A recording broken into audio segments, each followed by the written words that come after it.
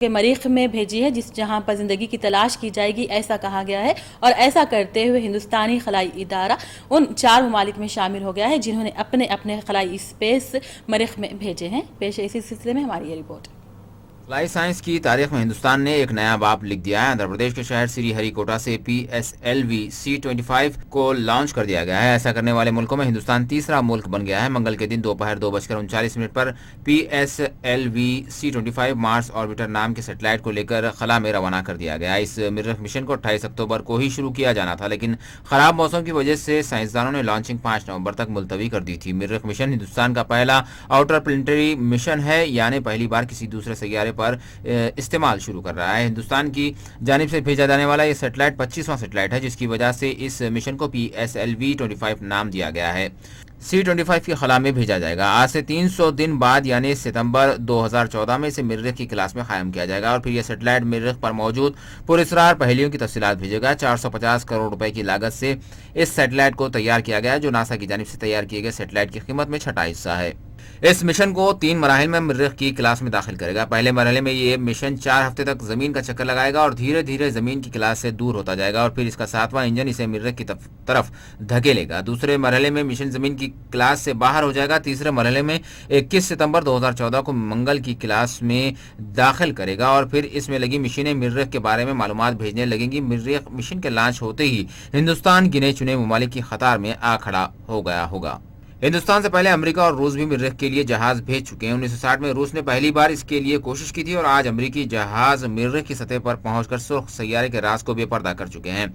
सुर्ख सैयारे के सैकड़ों हजारों राज को जानने के लिए दुनिया बरसों से कोशिश करती आ रही है, जिसकी तारीख 1960 से मिलती है, जब रूस ने दुनिया के पहले मिशन मरीख का आगाज किया। 1965 में अमेरिका के स्पेस क्राफ्ट मीर 4 ने पहली बार मरीख की तस्वीर जमीन पर भेजी और मरीख के लिए पहला कामयाब मिशन साबित हुआ। पहली बार 1971 में सोवियत यूनियन का कॉर्बेटर लैंडर मार्स 3 जहाज मरीख पर उतरा। 1996 में अमेरिका ने मार्स ग्लोबल स्पेसक्राफ्ट को लॉन्च किया, जो अपने रोबोटिक्स रोवर के साथ मरीख की सतह पर उतरा। 2004 में अमेरिका ने फिर अपने 2 रोवर रियान स्पेसक्राफ्ट परच्यूटी को मरीख की सतह पर उतारा। 26 नवंबर 2011 में अमेरिका ने क्यूरियोसिटी रोवर को लॉन्च किया, जिसकी 6 अगस्त 2012 में मरीख की सतह पर कामयाब लैंडिंग हुई। जब मार्स ऑर्बिटर मरीख की क्लास में चलना शुरू करेगा तो हिंदुस्तान को खलाई साइंस के चैलेंजों समेत मरीख के बारे में ढेरों मालूमात हासिल होंगे। हमें यह भी पता चल सकेगा कि मरीख पर मीथेन गैस है, क्या इस सैयारे पर मादनियात छुपे हैं, क्या यहाँ बैक्टीरिया का भी वजूद है और क्या यहाँ जिंदगी के इम्कानात भी हैं। अगर हिंदुस्तान का मार्स ऑर्बिटर मिशन अपने मकसद में पूरी तरह कामयाब रहता है तो फिर खलाई साइंस और टेक्नोलॉजी की दुनिया में हिंदुस्तान को यकीनी तौर से एक नया मुकाम हासिल होगा।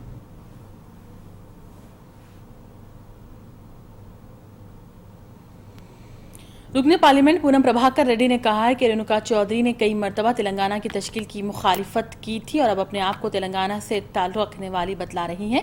उन्होंने कहा कि रेणुका चौधरी के पैदाइशी सर्टिफिकेट के मुताबिक वो विशाखापट्टनम से ताल्लुक़ रखती हैं। दूसरी जानिब उन्होंने वैएसआर कांग्रेस पार्टी और तेलुगुदेशम पार्टी की जानिब से तश्कील तेलंगाना की मुखालिफत किए जाने पर नाराजगी का इजहार किया और कहा कि दोनों जमातें इस मामले पर गंदी सियासत कर रही हैं। ఈ తెలంగాణ ప్రక్రియను ఏ విధంగా ప్రజాస్వామ్యానికి విరుద్ధంగా చేస్తారని సంప్రదింపులైనా జరపరా అనేటువంటి మాట జగన్మోహన్ రెడ్డి మాట్లాడితే 3 సార్లు అఖిల పక్షాలు నిర్వహించినటువంటి సందర్భంగా తెలంగాణ ఇవ్వమని చెప్పినటువంటి రాజకీయ పార్టీలు మాట మార్చి रुकने पार्लियामेंट मधु याशिकी गौर ने पार्टी लीडर्स से अपील की है कि वो तश्कील तेलंगाना के मामले में सदर जमहूरिया को न घसीटें। उन्होंने कहा कि दस्तूर के मुताबिक रियासत की तकसीम की कार्रवाई की जा रही है। ऐसे वक्त में सदर जमहूरिया हिंद को इस मामले में शामिल करना दुरुस्त नहीं है। उन्होंने कहा कि यूपीए हुकूमत के पास तेलंगाना बिल पास करने के लिए अददी ताकत मौजूद, मजीद दूसरों की जरूरत नहीं है। उनका कहना था कि चंद बदनवाल लीडर्स हैदराबाद में कारोबार रहने की वजह से वो हैदराबाद को अलग करने की कोशिश कर रहे हैं, जो कि नामुमकिन है। తెలంగాణ రాష్ట్ర ఏర్పాటుని మహామహి భారత రాష్ట్రపతి ద్వారా అడ్డుకునే లేక అడ్డుకుంటాము అని ఉత్తర ప్రగల్భాలు పలుకుతూ ముఖ్యమంత్రి గారు కానీ ప్రతిపక్ష నాయకుడు కానీ జైలుకి गवर्नमेंट वेब अनिल ने तश्कील तेलंगाना के मामले पर मुनक्किद होने वाले कुल जमाती इजलास में रियासत की सियासी जमातों की जानिब से बाइकाट किए जाने को गलत करार दिया। उन्होंने मीडिया के नुमाइंदों से बात करते हुए कहा कि तेलुगु देशम और वाईएसआर कांग्रेस पार्टी इस मामले को लेकर सियासत कर रही है। उनका कहना था कि दोनों जमातों से पहले तेलंगाना की तायद की गई थी और अब मुखालिफत की जा रही है। उन्होंने रियासत की तमाम सियासी जमातों को मशवरा दिया कि वो कुल जमाती इजलास में शिरकत करें और रियासत की तकसीम के मामले पर अपने अपने मुशाविरात पेश करें। కాంగ్రెస్ పార్టీ తరఫున తెలంగాణ ప్రాంత ప్రజల తరఫున కూడా మేము ఆహ్వానిస్తున్నాం. ముఖ్యంగా ఇక్కడ మాట్లాడుకోవాల్సింది ఏంటిదంటే అన్ని పార్టీలు ముఖ్యంగా ఎప్పుడైనా కానీ తెలంగాణపై నిర్ణయం తీసుకున్న తర్వాత साबिक रियासती वजीर शंकर राव ने तश्कील तेलंगाना के मामले पर कुल जमाती इजलास का खैर मकदम किया। उन्होंने तमाम सियासी जमातों को मशवरा दिया कि वो इस इजलास में शिरकत करते हुए सिर्फ अपना एक ओपिनियन पेश करें। उन्होंने चीफ मिनिस्टर किरण कुमार रेड्डी की तरफ इशारा करते हुए कहा कि कांग्रेस पार्टी के टिकट पर जीत हासिल करने वाले कायद पार्टी को बदनाम करने की कोशिश कर रहे हैं। మీరు మీడియాలో చూపెట్టి వాళ్ళు చెప్పిన భాష వాళ్ళు మాట్లాడిన నత్తి వత్తి ఇట్లాంటి చూపెడితే తిట్టద్దమ్మే చరిత్ర క్షమిస్తుందా? అవునా లేదా? ఏ తల్లి అయితే మీ కన్నం పెట్టింది ఇవాళ నీకు గుర్తింపించింది, అవునా లేదా? ఆ రోజు నిజంగా సీల్డ్ కవర్ లేకుండా పోటీ అంటే నేను కూడా పోటీ చేసేవాడిని, నాకంటే లాయలిస్ట్ ఉన్నారవా? అవునా లేదా? ఇవాళ ఆ రోజు 4 ఏళ్ల కింద నేను ఇట్లా అడ్డుకట్టేయకుండా జగన్ ఈ పాటికి 4 ఏళ్ల కిందనే ముఖ్యమంత్రి కాకపోతున్నారు.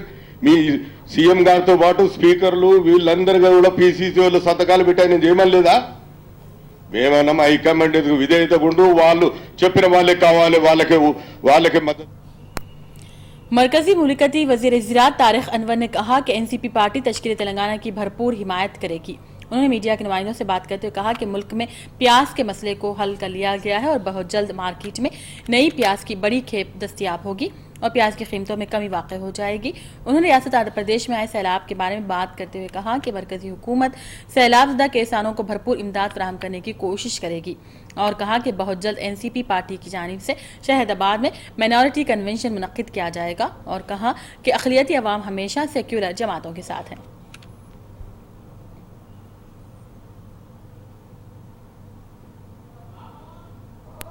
क्योंकि यहाँ आए थे तो हमारे अक़लियत सेल के जो हमारे सदर हैं उनकी दावत है कि ताकि आप लोगों से मुलाकात हो जाए इसी बहाने। क्या हुआ, बिजली गई? क्या हुआ, कम किया गया? अच्छा ठीक है, तो मुख्तसर तौर पर जो बातचीत हम लोग कर लें क्योंकि फिर हमको 4:15 की फ़्लाइट पकड़नी। एग्रीकल्चर आपस में है, सबसे बड़ा मसला प्याज का चला, प्याज की किल्लत भी दूर करने में बाकी नहीं। ठीक है, प्याज के लिए अभी हम लोगों ने एक टेंडर फ्लोट किया है जो खुल भी गया है और उसमें हम लोगों ने सभी पूरे दिन, क्योंकि जब भी हम लोगों को इस तरह का कोई क्राइसिस आता है तो उसके लिए ग्लोबल टेंडर किया जाता है और वो टेंडर किया गया बॉम्बे में और उसके बाद जिन मुल्कों ने उसमें टेंडर भरा है जो कीमत भरी है उसके मुताबिक हम लोग उनको ऑर्डर कर। अब नाज़रीन हैदराबाद डायरी में वक्त हो चला है एक वक्फे का।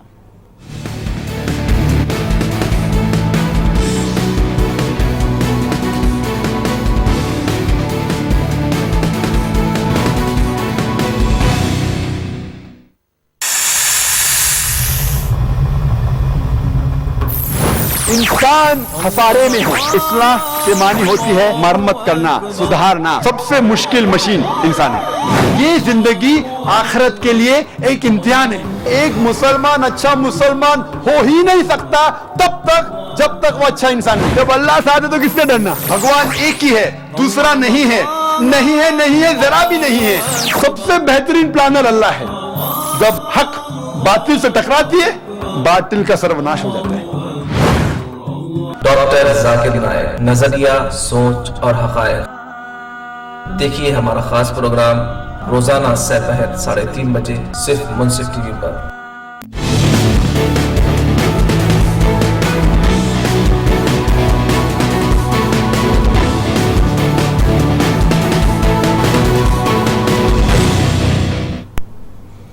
ब्रेक के बाद नाज़रीन हैदराबाद डायरी में एक बार फिर आपका इस्तकबाल है। रियासती वजीर शैला जनात ने कहा है कि सीमा के लीडर्स को मुत्तहिद रखने के लिए हर मुमकिन कोशिश कर रहे हैं। उन्होंने कहा कि वो मुत्तहिद आंध्र प्रदेश के लिए अपनी जद्दोजहद को जारी रखेंगे। उनका कहना था कि सीमा आंध्र कायदीन की जानिब से रियासत को मुत्तहिद रखने के लिए ग्रुप ऑफ मिनिस्टर्स को एक मकतूब रवाना किया गया है। They are unanimously MLAs, MLCs and MPs unanimously and with one voice opposed and condemned unilateral activity of Government of India regarding bifurcation of the state. After thorough discussions and deliberations, it has been unanimously resolved to reiterate the earlier resolution dated 3/8/2013, that is AICC के secretary चिन्ना रेड्डी ने मुतालबा किया है कि महबूब नगर जिले में मौजूद आबी प्रोजेक्ट को जल्द अज जल्द पानी सरबराह किया जाए। उनका कहना है कि रियासत की तकसीम के दौरान खुश्क इलाका महबूब नगर जिले को पानी के अलाटमेंट का मसला अहम एजेंडा होगा। उनका कहना था कि बारिश की कमी के बायस महबूब नगर जिले में आबपाशी और पीने के पानी की किल्लत पाई जाती है। उन्होंने ग्रुप ऑफ मिनिस्टर से मुतालबा किया है कि वो रियासत की तकसीम के दौरान जिले महबूब नगर के लिए पानी के अलाटमेंट पर खुसूसी गौर करें। డాక్టర్ జగన్మోహన్ రెడ్డి గారు ప్రస్తుత పీసీసీ సెక్రటరీ, సాధు వెంకటరెడ్డి గారు ప్రస్తుత పీసీసీ సెక్రటరీ, సత్యనారాయణ గారు, మేము నలుగురం కూడా 5 మందిని ఇక్కడ మీ ముందు నిలబడి ఉన్నాం. ముఖ్యంగా మహబూబ్నగర్ జిల్లా రేపు కొత్తగా ఏర్పడబోతున్నటువంటి తెలంగాణ రాష్ట్రంలో అతి పెద్ద జిల్లా వైశాల్యంలో दलित तंजीम के कायद मंदा कृष्णा मादिगा ने कहा है कि पसमानदा तबकात को इंसाफ दिलाने के लिए जारिया माह की आखिरी तारीख तक नई सियासी जमात कायम की जाएगी। उनका कहना था कि 10 नवंबर को शोहदाए तेलंगाना के अफराद खानदान के साथ एक अहम इजलास मुनक्किद किया जाएगा और इसी दिन पार्टी के लाअहमल को खतियत दी जाएगी। विजयवाड़ा में मुनक्किद करदा उनके इस प्रोग्राम के दौरान मुत्तहिद आंध्र प्रदेश के हामियों की जानिब से इनके खिलाफ एहतजाज किया गया, जिस पर पुलिस ने कार्रवाई करते हुए एहतजाजी मुजाहिरीन को हिरासत में लिया और पुलिस स्टेशन मुंतकिल किया। इसी दौरान मादिगा ने मीडिया के नुमाइंदों से बात करते हुए कहा कि मेमार दस्तूर डॉक्टर BR अम्बेडकर के फॉलोवर होने के नाते हमें रियासत की तकसीम होने पर किसी तरह का अफसोस नहीं। दस्तूर में नई रियासतों के क़याम की गुंजाइश रखी गई है। రాజ్యాధికారంలో అన్ని సామాజిక వర్గాలకు భాగస్వామ్యం లక్ష్యంగా నూతన రాజకీయ పార్టీని ఏర్పాటు చేస్తాం. ఎందుకంటే అంబేద్కర్ ఆయన రాసిన రాజ్యాంగంలోనే సామాజిక న్యాయం, పేదరిక నిర్మూలన, రాజ్యాధికారంలో భాగస్వామ్యం అని చెప్పి ఆయన सिकंदराबाद के इलाके महिंद्रा हिल्स में 2 फौजी जवानों ने सड़क पर से जाने वाली एक नाबालिग लड़की को रास्ते में रोककर इस्मत रेजी की कोशिश की, जिस पर लड़की ने चीखो पुकार करते हुए मुकामी लोगों ने फौरन इन फौजी जवानों को पकड़ लिया। तुकाराम गेट पुलिस के हवाले कर दिया। पुलिस ने इस मामले पर एक मुकदमा दर्ज करते हुए खाती अफराद को अदालती तहवील में दे दिया और तहकीकात का आगाज कर दिया।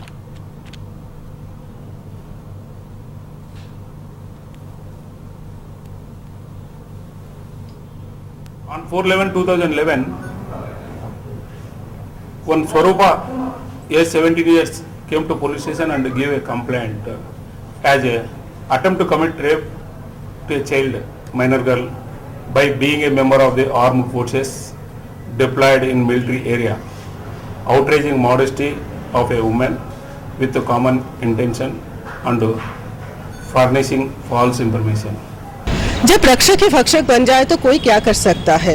ऐसा ही कुछ हुआ जब कल पुलिस ने 3 आर्मी जवानों को गिरफ्तार किया एक नाबालिग लड़की की बलात्कार करने की कोशिश में। पुलिस का कहना है कि लड़की इतवार को साईं बाबा टेम्पल दर्शन के लिए गई थी उसकी दोस्त के साथ, जहां पे ये कारनामा हुआ है।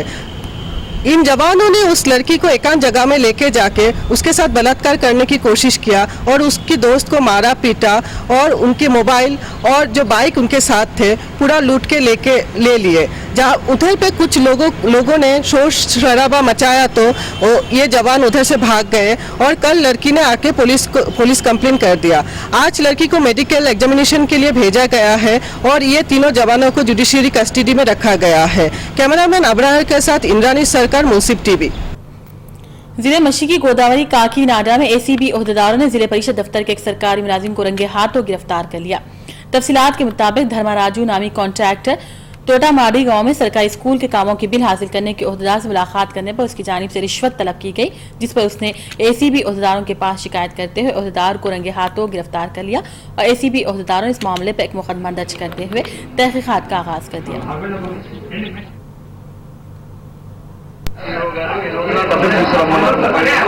రూపాయలు ఆయన తీసుకొచ్చాడు. ఇస్తాను ఆయన అడిగాడు, డిమాండ్ చేశాడు, తెచ్చామని అడిగాడు, తెచ్చామని చెప్తే ఆయన ఫైల్స్ లో పెట్టించుకున్నాడు. పెట్టించుకుని సీసీ బిల్ చేసి ఆయనకి సంబంధించిన చెక్స్ ఇవ్వమని చెప్పాడు.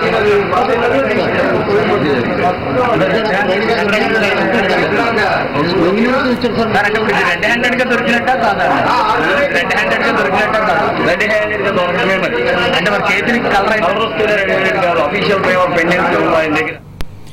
मुत्तहिदा आंध्र प्रदेश के हामियों ने रियासत की तकसीम के खिलाफ एहतजाज मुनज़्ज़म करते हुए बीजेपी के खिलाफ नारेबाजी की और बीजेपी के परचम को नजर आतिश किया। इनका कहना था कि बीजेपी पार्टी अपने सियासी मफादात को हासिल करने के लिए रियासत की तकसीम की तायीद कर रही है, जिसे किसी सूरत कबूल नहीं किया जाएगा।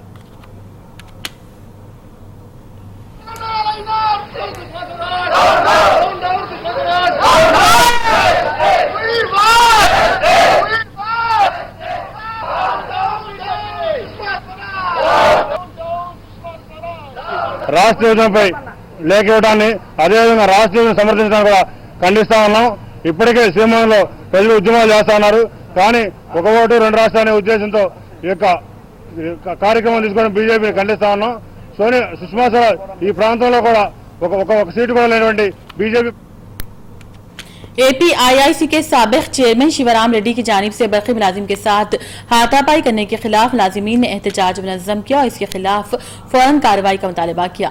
इनका कहना है कि शिवराम रेड्डी ने बरक़ी बिल अदा न करने की सूरत में इनके पास से फीस निकाली गई, जिस पर उन्होंने बरहमी का इजहार करते हुए एक सरकारी मुलाजिम पर हमला कर दिया, जो कानूनी एतबार से एक जुर्म है। इस मामले पर पुलिस की जानिब से कार्रवाई न किए जाने पर बरहमी का इजहार किया गया और पुलिस स्टेशन पर एहतजाज मुनज़्ज़म करते हुए कार्रवाई का मुतालबा किया गया। गुज़िश्ता शब हैदराबाद के मुख्तलिफ इलाकों में यादव बरादरी की जानिब से सदर फेस्टिवल को बड़े जोश व खरोश के साथ मनाया गया। इस मौके पर यादव बरादरी के अफराद ने अपने अपने पट्टों को खूब सजाकर बड़े धूम से जुलूस निकाला।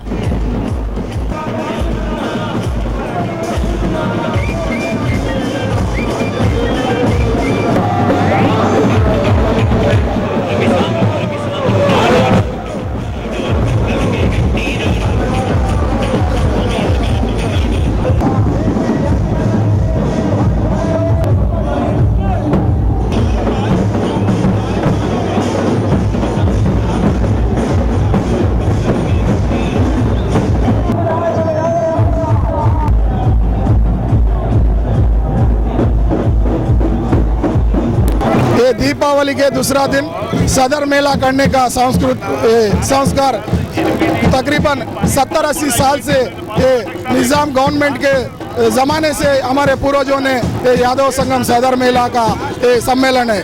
सदर माने ये उर्दू का शब्द है, सदर माने एक कुल का, एक जाति का प्रतिनिधि है। ये सदर माने एक कम्युनिटी का बड़ा है। वो जो कम्युनिटी का लोग वो सदर का मिलने के आने के उस अवसर को ही सदर कहलाया जाता है। ऐसा ही दसरा मिलन कैसा होता है और दूसरा कैसा मिलन अलग पहले करता है। ये चारित्रिक सदर मेला का भी मुख्य उद्देश्य यही है। यहाँ पे जो हम लोग खड़े हैं इसको एक्चुअली सदर फेस्टिवल कहा जाता है, जहाँ पे हर साल दिवाली के दूसरे रोज ऐसे भैंसों को लाया जाता है, इनको सजाया जाता है, फूलों से इनको सजाया जाता है, फिर उनको एक्चुअली इनको ट्रेन करके लाया जाता है।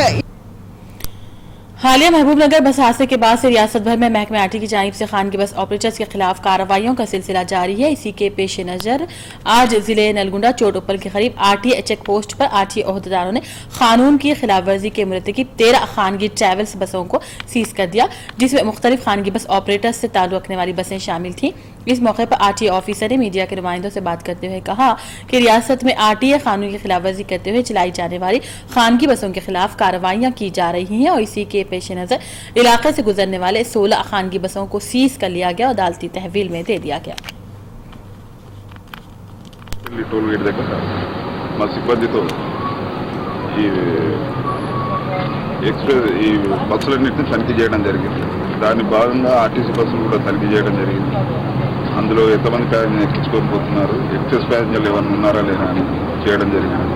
అలాగే వాహనాలు జిగ్జాగ్గా ఓవర్టేకింగ్ చేసే వాహనాలను, తర్వాత ఎక్స్ప్రెస్ గేట్స్ గ్యారేజ్గా నడిపే వాహనాలను మరియు నిబంధనలకు అనుగుణంగా।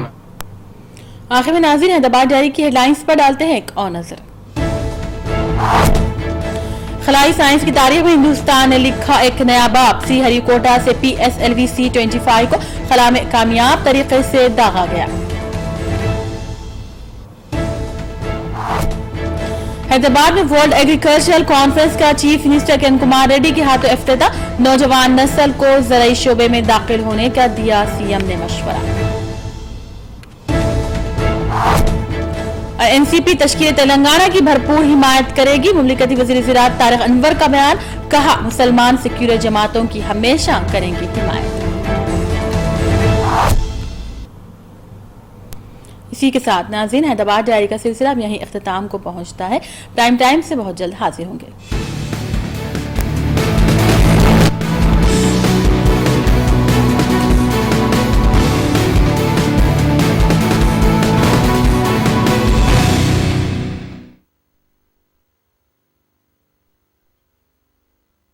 अऊज़ु बिल्लाहि मिनश शैतानिर रजीम।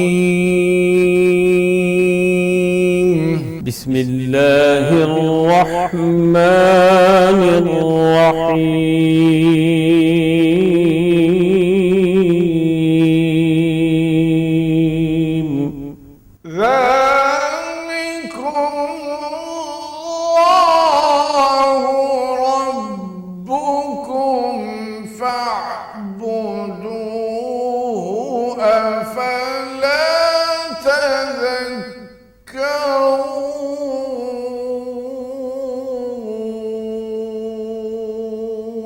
यही अल्लाह तुम्हारा परवरदिगार है, बस उसी की इबादत करो। क्या तुम गौर व फिक्र नहीं करते? मुख्तलिफ कारी पर देखिए हमारा ये खास प्रोग्राम इक़रा, रोजाना सुबह 6 बजे सिर्फ मुंसिफ टीवी पर।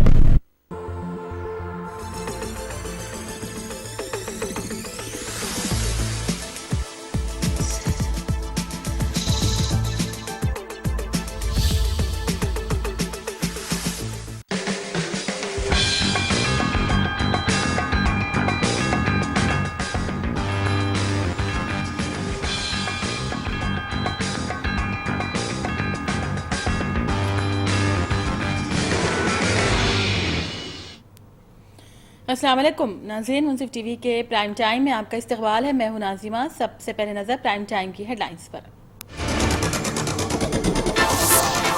हिंदुस्तान ने आज लगाई जबरदस्त खलाई छलांग। मरीख मिशन की कामयाब परवाज। बड़े ममालिक की फहरिस्त में शामिल हुआ इंडिया। चीन और जापान पर हासिल कर ली सब खत।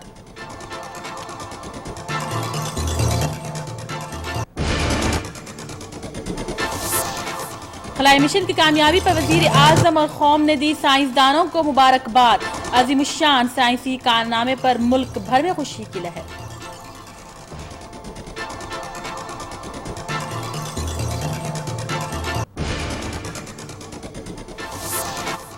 सऊदी अरब में किसी हिंदुस्तानी वर्कर को हिरासत नहीं किया गया। वेला रवी ने कहा, 1,34,000 हिंदुस्तानी हो रहे हैं वापस।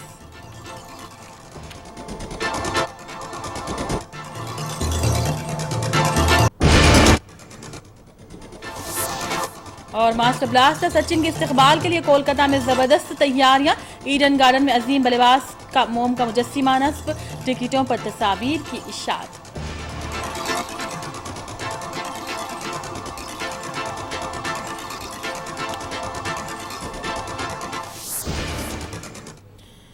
अब नाज़रीन, प्राइम टाइम खबरनामा की तफसीलात। खलाई साइंस की दुनिया में हिंदुस्तान ने आज तारीख रकम कर दी। हिंदुस्तान का मंगलयान सुर्ख सैयारे यानी कि मार्स के लिए परवास भर चुका है।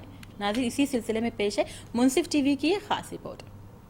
की तारीख में हिंदुस्तान ने एक नया बाब लिख दिया है। आंध्र प्रदेश के शहर श्रीहरिकोटा से PSLV C-25 को लॉन्च कर दिया गया है। ऐसा करने वाले मुल्कों में हिंदुस्तान तीसरा मुल्क बन गया है। मंगल के दिन दोपहर 2:39 पर PSLV C-25 मार्स ऑर्बिटर नाम के सैटेलाइट को लेकर खला में रवाना कर दिया गया। इस मरीख मिशन को 28 अक्टूबर को ही शुरू किया जाना था, लेकिन खराब मौसम की वजह से साइंसदानों ने लॉन्चिंग 5 नवंबर तक मुलतवी कर दी थी। मरीख मिशन हिंदुस्तान का पहला आउटर प्लेनेटरी मिशन है, यानी पहली बार किसी दूसरे सैयारे पर इस्तेमाल शुरू कर रहा है। हिंदुस्तान की जानिब से भेजा जाने वाला ये सैटेलाइट 25वां सैटेलाइट है, जिसकी वजह से इस मिशन को PSLV-25 नाम दिया गया है।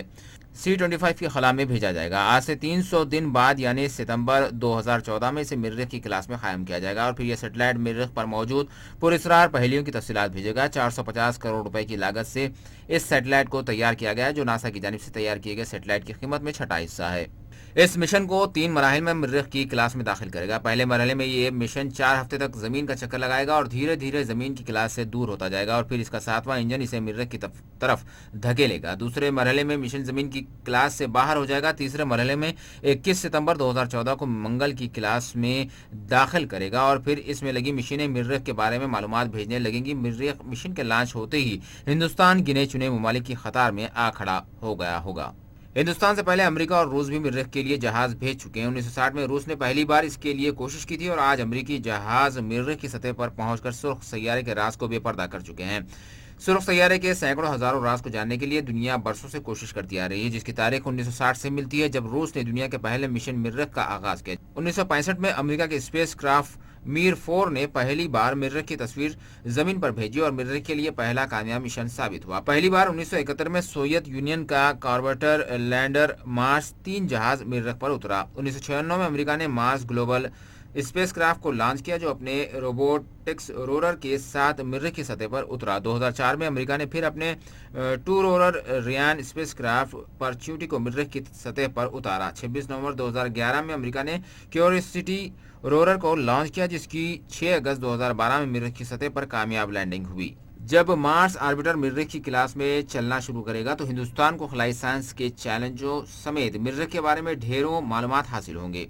हमें यह भी पता चल सकेगा कि मरीख पर मीथेन गैस है, क्या इस सैयारे पर मादनियात छुपे हैं, क्या यहाँ बैक्टीरिया का भी वजूद है और क्या यहाँ जिंदगी के इम्कानात भी हैं। अगर हिंदुस्तान का मार्स ऑर्बिटर मिशन अपने मकसद में पूरी तरह कामयाब रहता है तो फिर खलाई साइंस और टेक्नोलॉजी की दुनिया में हिंदुस्तान को यकीनी तौर से एक नया मुकाम हासिल होगा।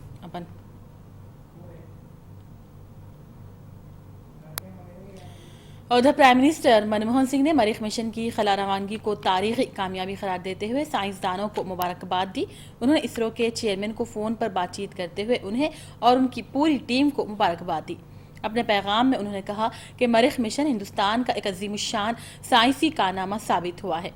वाज़ेह है कि गुज़िश्ता साल हुकूमत ने 450 करोड़ रुपये का बजट मंजूर किया था। मनमोहन सिंह ने कहा कि इस मिशन के जरिए अहम तरीन खलाई साइंसी मालूमात फराहम होंगी। मुख्तलिफ सियासी कायदीन ने भी इस कामयाबी के लिए साइंसदानों को मुबारकबाद दी।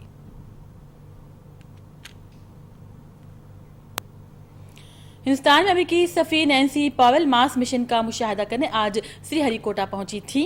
पहले वो चेन्नई पहुंची, जहां से श्रीहरिकोटा के लिए रवाना हो गई, जो कि वहां से लगभग 100 किलोमीटर की दूरी पर है।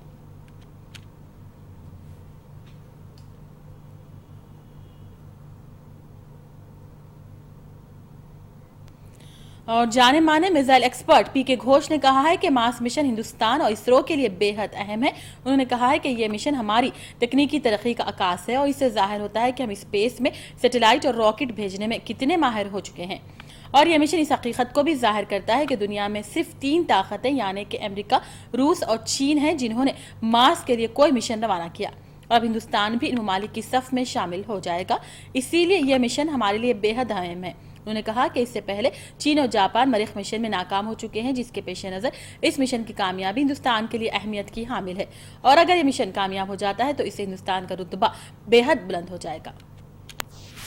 मेरे ख्याल में ये जो मार्स मिशन है, ये हम भारतीयों के लिए और इसरो के लिए बहुत ही महत्वपूर्ण है। देखिए कि ये एक टेक्नोलॉजी डेमोन्स्ट्रेटर है और खाली 3 देशों ने, अगर आप यूरोप को एक देश समझें क्योंकि उनकी स्पेस एजेंसी एक है, इसलिए मैं कह रहा हूँ, खाली अमेरिका, रूस और यूरोप ने पहले यहाँ पर ऐसे मार्स मिशन भेजे हैं, तो हम चौथे देश ऐसे होंगे जिन्होंने सक्सेसफुली इस महत्वपूर्ण एम को हमने अचीव किया है, जो objective. Chief minister Jammu Kashmir Omar Abdullah ने आज दो टोक अंदाज में कहा है कि उनकी पार्टी बीजेपी या एनडीए की हरगिज़ हिमायत नहीं करेगी। उन्होंने बीजेपी को खरी खरी सुनाते हुए कहा कि वो किसी ऐसी पार्टी से वाबस्ता होना नहीं चाहते हैं जिसका तारीखी विरसा मौत और तबाही रहा है। जम्मू में मीडिया से बात करते हुए उन्होंने कहा कि वो बार बार हलीफ जमातों से इत्तेहाद तब्दील करने के हक में नहीं है। नेशनल कॉन्फ्रेंस के additional general secretary Syed Mustafa कमाल ने भी इन इत्तलात की तरदीद की है कि एनसीपी नरेंद्र मोदी की वज़ीर आज़म बन जाने के बाद बीजेपी की तायद करेगी। उन्होंने कहा कि बीजेपी या एनडीए की तायद का सवाल पैदा नहीं होता। चैनल्स के जरिए से कि मैंने कहा है कि